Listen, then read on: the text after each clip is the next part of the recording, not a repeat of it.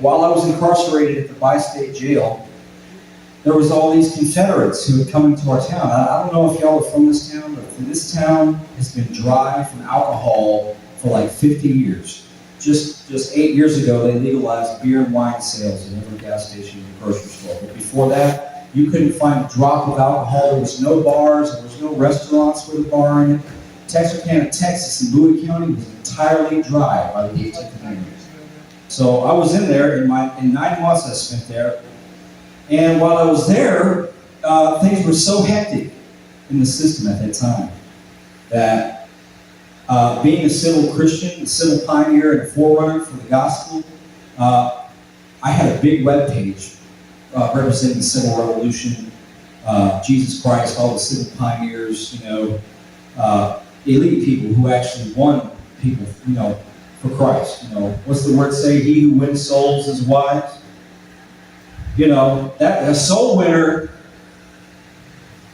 I think all of us can remember being a soul winner, because that's the most responsible and prestigious achievement that a person can have, because they've already got everything in order. They don't need to wipe the plank out of their eye. They don't have a plank in their eye. They're not going around looking for a speck in somebody's eye. And they got a plank in their own. So what I want to encourage y'all is to know that we fight through thick and thin. While I was there in that jail in 2014, the jailers who signed the contract with the sheriff's department were called LaSalle Corrections. It's like a rent-a-cop service, like a security service of some sort that is under a contract, under a lease. Okay, they had a 10-year lease in the end. But anyway, while their lease was still in effect, they had lawsuits against them for committing atrocities and cruel and unusual punishment against inmates in their custody. Now, the Eighth Amendment protects all of us from cruel and unusual punishment. So cruel and unusual punishment would be, misusing, like somebody would go in there to try to suffocate somebody to death, out of foul play. Or something like that, or do something wretched, like recklessly endanger them while somebody else came in and attacked them. Okay, it's a very serious and dangerous saga with people who violate the Eighth Amendment, because they're really terrorists. They really are. And some people who were jailers then targeted me because I was a civil Christian. Like, I don't care what they said about me in this burglary or whatever then. It had been 6 months I'd been in that jail. 5 months or so, 6 months. And I was on fire for God.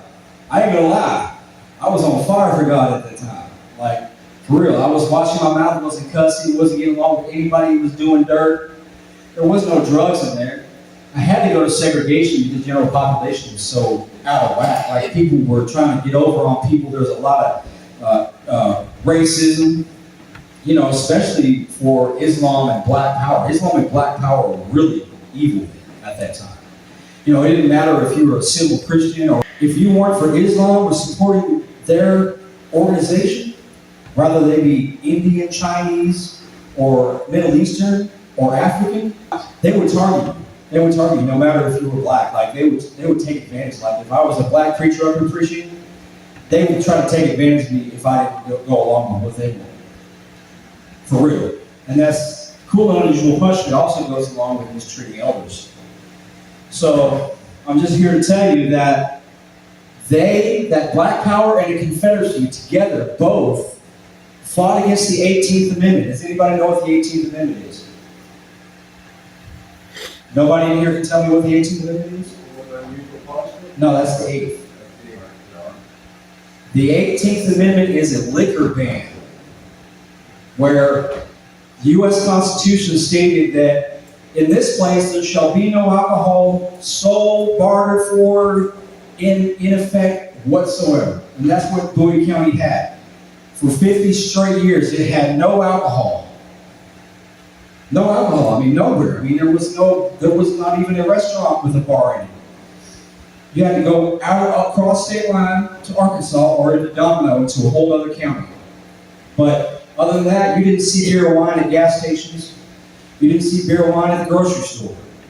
It wasn't some boring town. This place was elite. Like, there was civil pioneers crawling all over this place. So I was all for it, man. I got baptized in Colorado. My dad was the fire chief.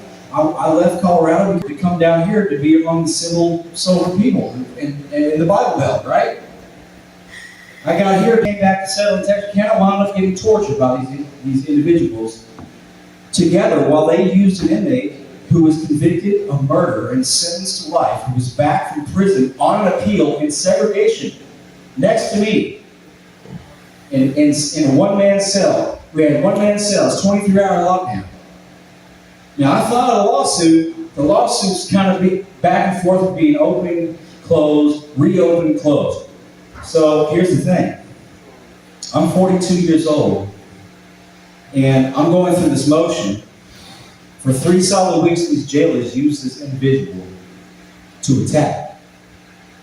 Try to scare me. They're popping my door open from the control room. Boom, out of nowhere. Boom, my door comes open. We're in a pod, we're dangerous. There's 8 cells. Boom, all closed doors, right? So the door comes popping open, right? The door comes popping open.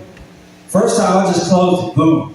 Well, 6 more times it happens. But this guy winds up at my door every morning threatening me because of my witness to Jesus Christ.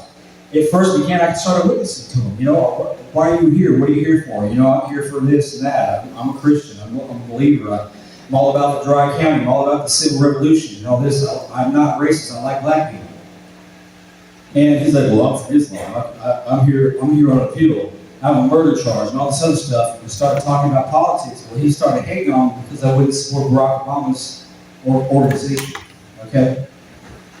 He started hating on me, started threatening me. Then the Confederates came in who were jailers, who were new in this town and new in this contract, the sheriff's department, through the South. And they both teamed up, man, and started trying to scare Christ out of me. Okay, the only thing I did in that pod was witness to people. The only thing I did in that pod was walk around and witness to people at the cell. I got along with everybody else. I would be doing rounds. If I saw scripture in there or something, somebody reading the Bible, you know, I talked to them. I witnessed to them.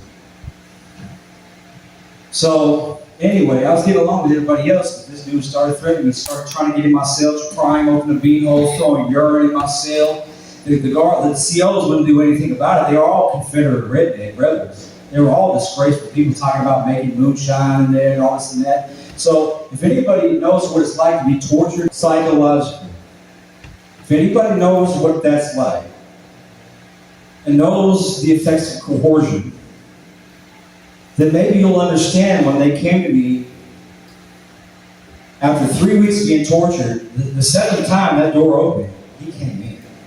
This dude, they took away my mat, the CO took away my mat, because I was wedging the door with a string and not laying on the rack. I would put my mat by the door, so in case they popped the door, they came in, he was showing his genitalia off camera, sexually harassing. They would do nothing about it. They let him out an extra hour a day, 23-hour lockdown, maximum security. Gave him an extra tray every meal. Like, these people actually wanted to attack the U.S. Constitution and the Civil Revolution and Jesus together, Islam and the Confederacy. Isn't that sad? I thought we warded out all those idiots that sat there and segregated a bunch of innocent African Americans and picked on their own kids because they didn't support the Ku Klux Klan. Well, whatever they were into, it was some moonshine and all this other stuff because that's what they said anyway. I wound up under duress. If any of you know what it's like to be under coercion, does anybody know what coercion is? It's like you're one man and there's like 6 wild dogs around you. One will come in. You try to chase it away, but in the process, another one will kind of come into your blind spot. So, coercion is where somebody would emphasize that they're going to do something to you unless you do what they want you to do. So that's like saying, coercion is saying you have to plead guilty to this or we're going to punish you. secret in an illegal way. They got caught. I mean, I'm in the process with the U.S. District Courts right now with the habeas corpus writ. So anyway, I pled guilty when they released me after those 3 weeks, after those 3 weeks of torture, and like another one, they finally moved me to another block, man. And the only reason I got out is because I pled guilty. That's what coercion is. I pled guilty. I accepted a plea bargain to get back out on the streets because I was cautious. We're only supposed to fear God. The fear of God is the beginning of wisdom. God was telling me, if you want to be comfortable here, you're going to wind up right back in the hands of these terrorists, dude. If that guy would have got a hold of me, I would have been dead.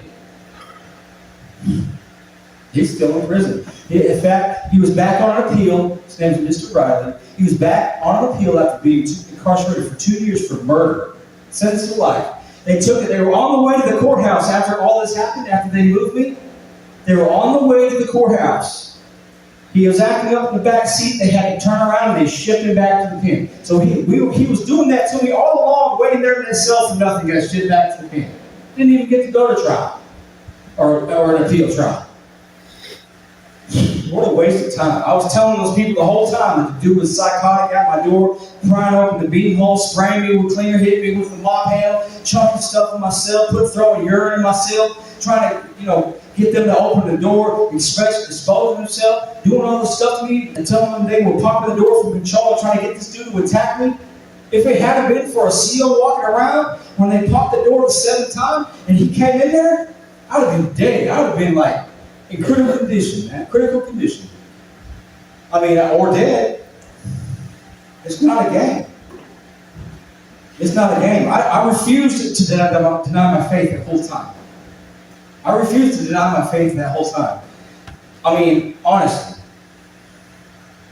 A person can look at suffering all they want. They can sit there and strain at a gnat if they want to. But as long as they came back to Jesus Christ 7 times, 70 times,